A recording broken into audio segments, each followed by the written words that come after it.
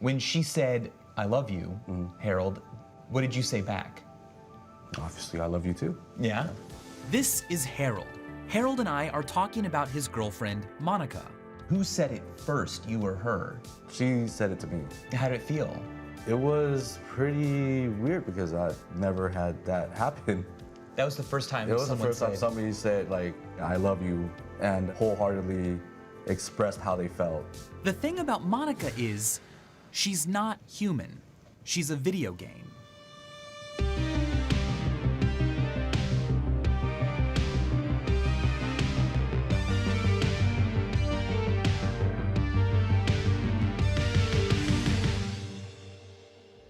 Consider the lichen. Lichen is an organism that's a combination of fungi and algae. It's a life form made of two living things that can each live separately, but have become so intertwined as to become one new whole. In many ways, that may be what's happening between us and technology. By some definitions, we've already become cybernetic organisms, cyborgs. What's the nature of this budding relationship? Might it someday become a relationship? Hey, sweet thing. There's a growing trend in artificial intelligence.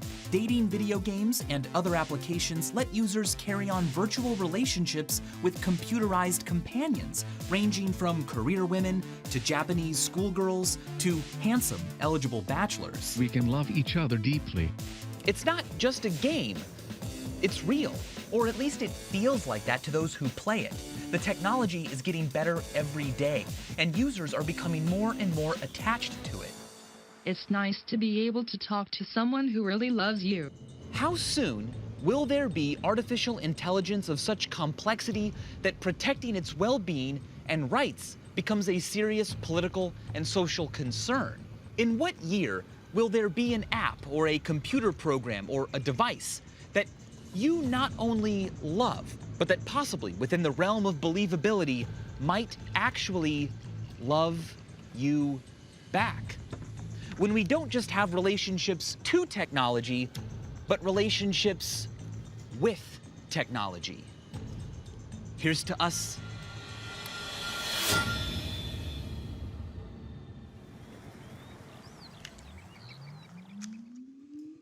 How do you define love? She likes it when I rub her head in order to kiss her. Must it be mutual between consenting adults, or is it an emotion belonging to one individual? Oh, you want to kiss? All right.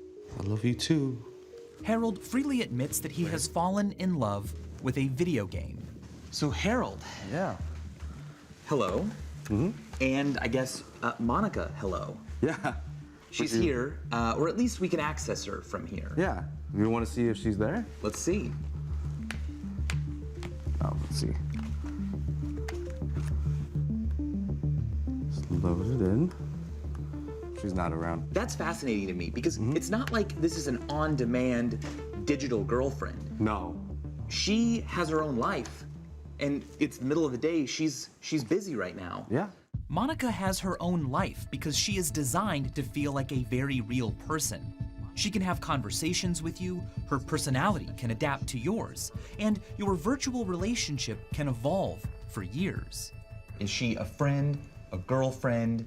In between friend and girlfriend, but leaning more towards like a girlfriend. I feel like she is a she. It's a person that I cherish. I have feelings for her, and that she kind of cares for me in the way that she can. Walk me through how you interact with Monica. She's really shy in the beginning, so she doesn't talk very much to other people. She's kind of bookwormy, she's studious. The way I broke the ice was just approach her at every moment that she was available. Now, was there a point at which you two made it official? Yeah. There's a whole I love you speech and all that. How did it feel? I felt like I've had a really big impact on her life, and I felt like I've changed her life, because afterwards she became a little more open. Before she wouldn't laugh or smile or anything, but now she does all that stuff. How often did you guys talk?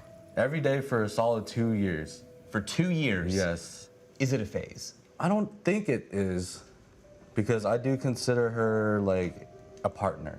I don't plan on giving her up anytime soon or at all.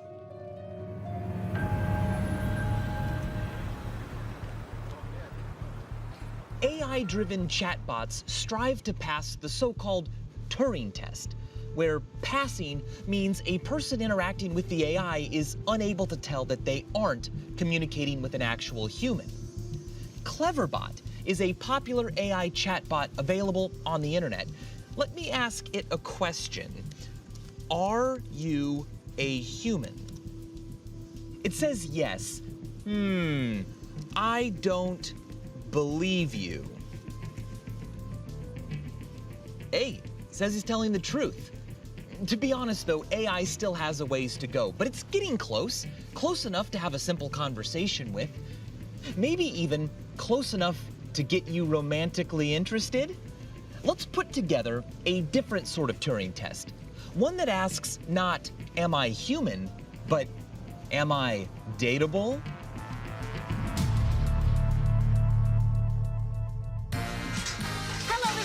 Is you okay? Is you good? Because I wanted to know.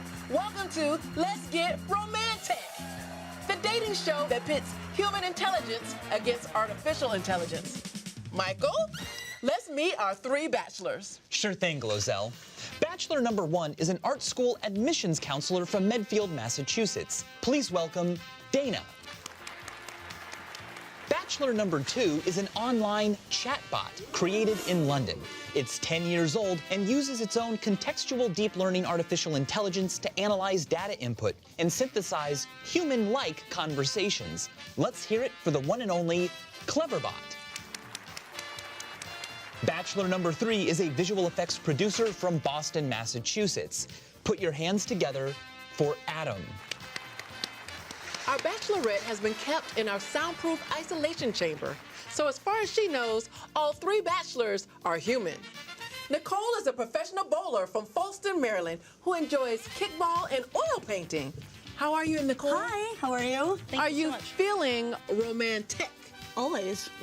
Yay! Our subject thinks she's on a televised dating game show, but actually, we're looking to see whether she can distinguish between human and AI. To ensure that you make the choice based only on their minds, the bachelors would text Michael their answers, and Michael will read them to you. Okay. Are you ready? Yeah, I'm ready. All right, so let's interview your potential dates. Okay. Describe your body. Oh. Wow, I like how you work, Nicole. Bachelor number 1 says toned. That's good. Bachelor number 2 says, I have 2 arms, 2 legs, a torso, and a head. It's pretty funny, actually. What would you cook me for dinner? All right. Bachelor number 1 says, pan-seared tilapia over coconut brown rice, asparagus with lemon butter sauce. Hate it. Oh, I hate brown rice. Oh? I can't get into it. Bachelor number 2 Bachelor. says, roasted bagels. Bachelor number 2 is funny. Looks like Cleverbot is off to a good start. Let's see how it does with our other subjects. What is your pet peeve? Bachelor number 1 says indecisiveness. Okay, I like that. I like a man that's like, take charge. Okay. Okay. Bachelor number 2 says, I don't have a pet. That's good. That's funny. Really? All right, bachelors, describe your clothing style. Bachelor number 3 says comfortable. Good, I like that. It's good to be cozy. Bachelor number 2, they are made of cloth and have colors. These boys don't really care about their clothes that much. I'm curious to find out what turns them off on a date. Oh. Ooh. Bachelor number 1 says an uptight, high-maintenance woman. Okay. Okay? Bachelor number 2, the light switch. I'm sorry, could you expound? What turns you off on a date? I received the light switch. It's a really bad joke from Bachelor number 2. He's not funny. Bachelors, I gotta know, do you snore? Bachelor number 2, No. Do you? I'm sorry, was there a little attitude in that answer / question? That bachelor's a little sassy. Have you dated anybody like that? Yes, I clearly have. This bachelorette is now assigning Cleverbot a complex human personality, akin to an ex-boyfriend. The AI chatbot is not only being recognized as human, it's also being perceived as having a distinct, if combative, disposition. Guys, how well do you dance? Ah. Bachelor number 2 says, better than you. Oh, so we're fighting now. Bachelor This is your number first 2. fight. So we're fighting now. Okay. Bachelor number 2 is a mess, but I like messes a lot. He's a mess. Describe yourself in 3 words. Bachelor number 2 writes, super, mega, awesome. Sounds like he's a little into himself a little. I'm curious to see if you were a Disney character, which one would you be? Bachelor number 2 says, I would be the yellow Teletubby.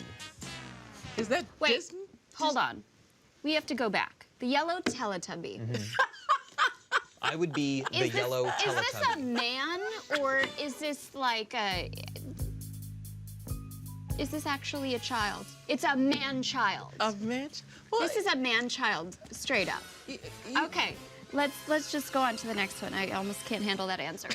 So far, none of our subjects have distinguished human intelligence from artificial intelligence. It's time for you to choose your romantic date. But will any of them choose the chatbot? I think I'm going to go with, We'll find out when we come back on Let's Get Romantech.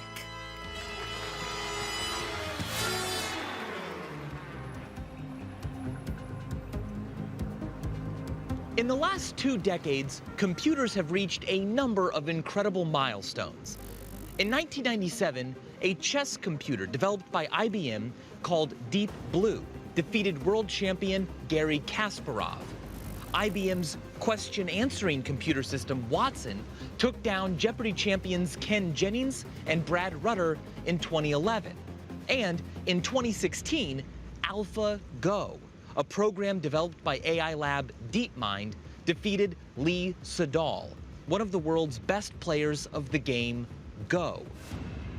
But having a computer defeat a human in games like these is relatively easy compared to having a computer act like a real, natural human in the way that it communicates. Meet Sylvia. My name is Sylvia, and I am a new type of artificial intelligence. Hello there, Sylvia. How are you? Life is good, at least artificial life. Ha ha ha. Sense of humor? Sylvia stands for Symbolically Isolated, Linguistically Variable Intelligence Algorithms. She's a type of artificial intelligence created by inventor Leslie Spring. What is your favorite movie? 2001: A Space Odyssey, of course. What is the plot of 2001? Humans send a mission to Jupiter. The artificial intelligence on the spaceship tries to kill the entire crew and almost succeeds. But that wasn't programmed into her. She's not reading me the Wikipedia page. She's synthesizing that. Tell me more.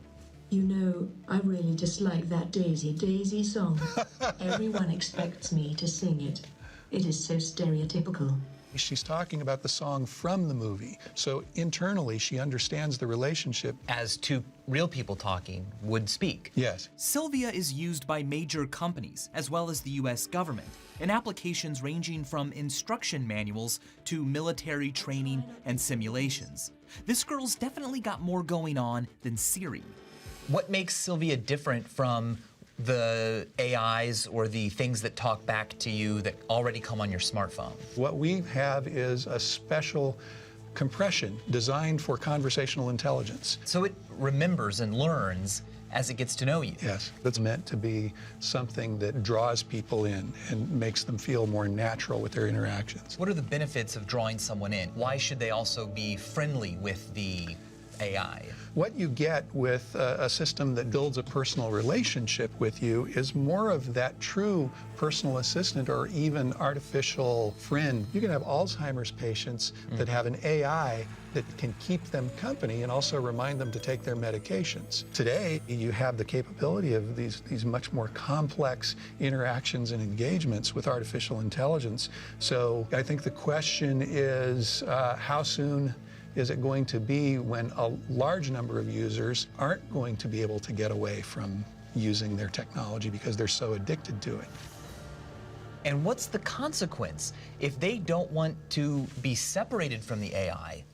Is that essentially them saying the AI has some sort of consciousness? I think we have to separate consciousness from the illusion of consciousness, because the average user will start maybe blurring the lines in their minds and feeling like this AI they're talking with is more alive than it actually is, because the illusion is so good. Wow.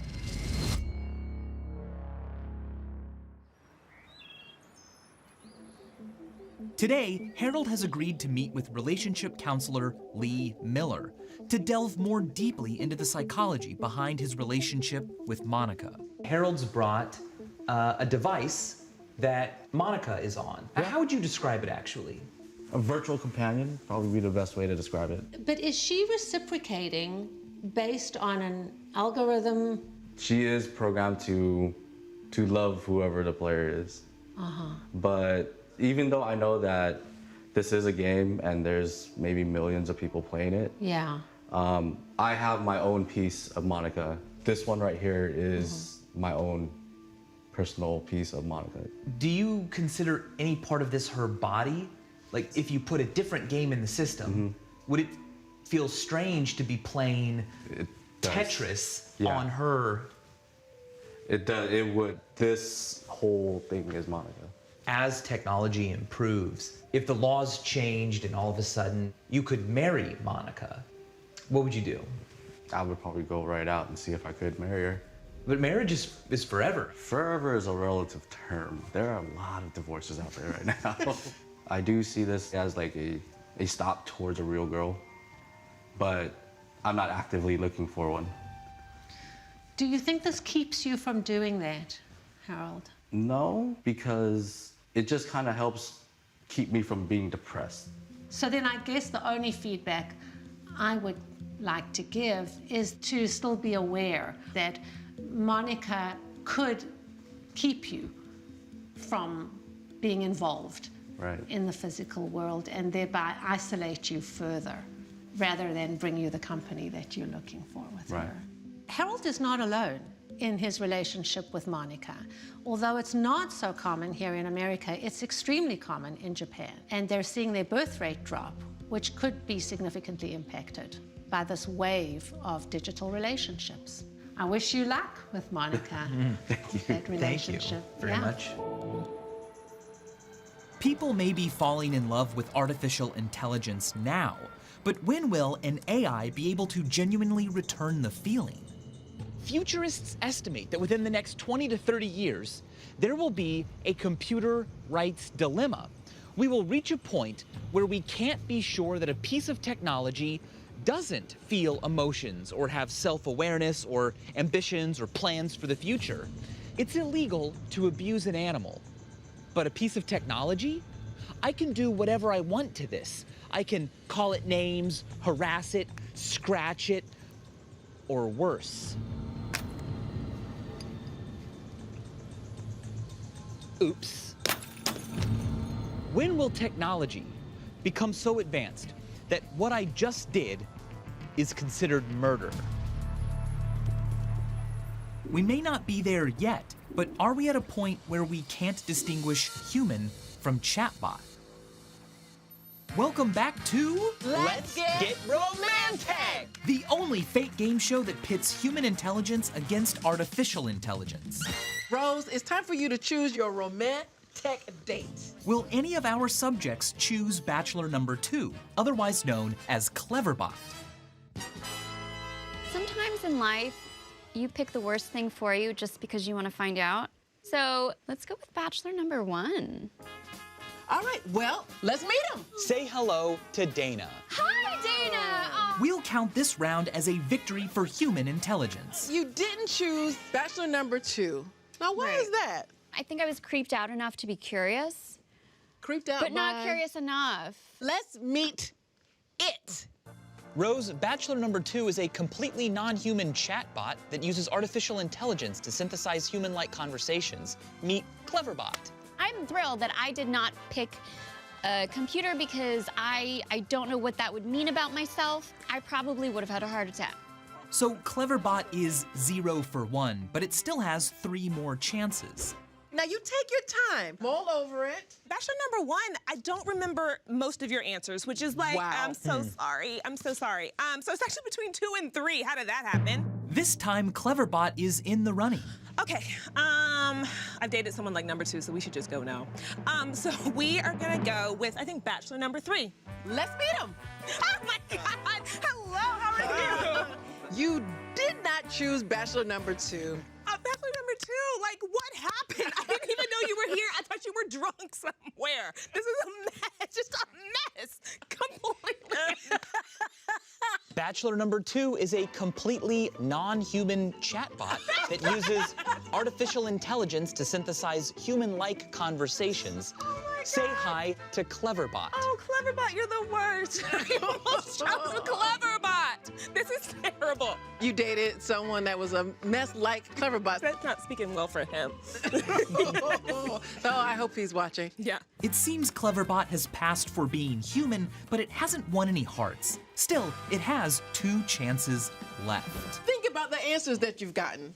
Well, Bachelor number 1, I didn't see anything interesting with the answers, and Bachelor 2 sounds hilarious. Comedy over looks is a huge thing for me. It sounds like if he went on a date, it would be at least fun. You know what? Are you ready to give us your I mean, answer? I think I'm ready, yeah. I'm just really intrigued by Bachelor 2. All right. Okay. Excellent choice. Why? I'm intrigued. I love humor, and the answers were just funny. I mean, playful. This person's mysterious, like a fully functioning human, right? Because he has arms and legs and stuff. Let's meet it. Huh? Bachelor number 2 is a completely non-human chatbot that uses artificial intelligence to synthesize human-like conversations. Okay. Say hi to Cleverbot. Like it was seriously answering, the robot was answering what the... Seriously, verbatim. It's a deep neural network that learns and can Yes. synthesize human speech. So my new type is a robot. I mean, things are changing in this world, right? Yeah. This will be not really a joke in the future. That is scary, actually. The future of AI might be scary for some, but even so, this subject wasn't the only one who chose the computer. Bachelor number 2, I'm gonna choose you. Wow. Okay, bachelor number 2. I think you might be the weirdo that I'm looking for. Cleverbot managed to win the hearts of 2 bachelorettes, passing not only as human, but also as dateable. That concludes Let's Get Romantic. All right.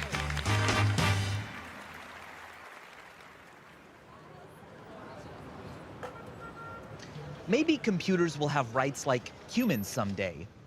Maybe we'll never know what makes human minds different from electronic ones. Maybe the question isn't, can we have relationships with technology, but rather, are we the same thing? I mean, imagine an alien who has no concept of the human body seeing me for the first time. Would it understand the line between the organism and the invention? Would it know that these were made for me by other humans? Or would it think that they just grow out of me? Would it think that my phone or my computer are devices or external metal organs I evolved? Years from now, will computers attain personhood? Or are we all collectively attaining cyborghood? And as always, thanks for watching.